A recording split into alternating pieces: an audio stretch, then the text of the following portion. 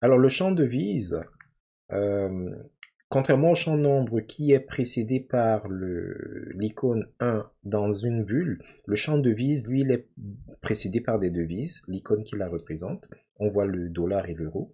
Donc, clic sur suivant, on va l'appeler devise.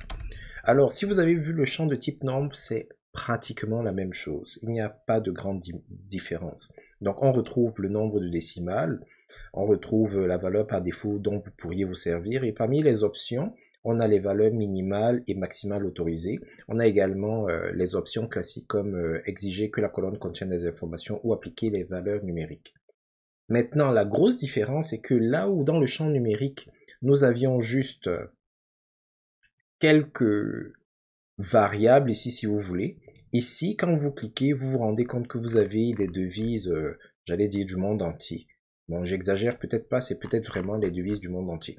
Tandis que si on revient ici, là, on prend nombre, vous voyez, les seuls symboles que vous pouvez manipuler sont le dollar, l'euro, le yen, pourcentage. Vous pouvez personnaliser un peu en entrant des symboles de votre cru. Mais lorsque vous prenez devise, vous ne manipulez pas vraiment les options qui sont là. Vous devez juste choisir parmi celles qui sont offertes.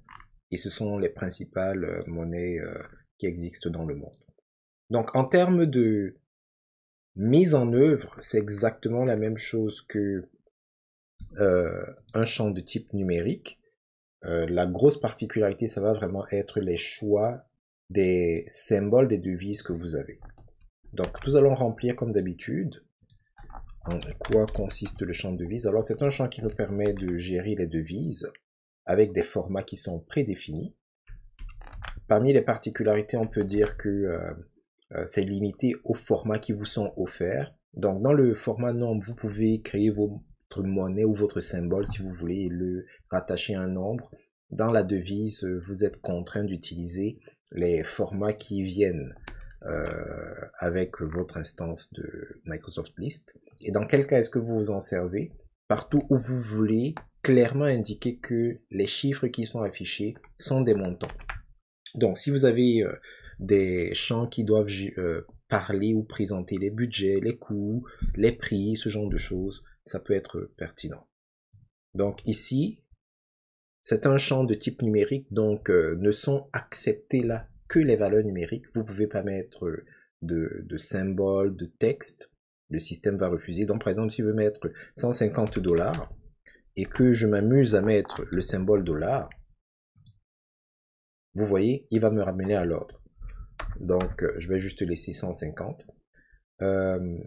Donc, c'est à moi, si vous voudrez que toutes mes informations soient par exemple en dollars, c'est à moi de m'assurer, quand je définis le champ, que le symbole, c'est le dollar d'une part, mais surtout qu'il représente bien la devise que je suis censé représenter, que je suis censé utiliser.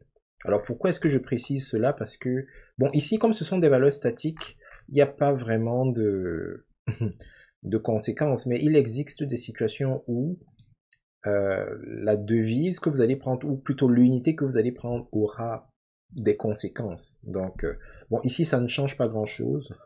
Même comme j'ai pris United States, j'aurais dû prendre Canada.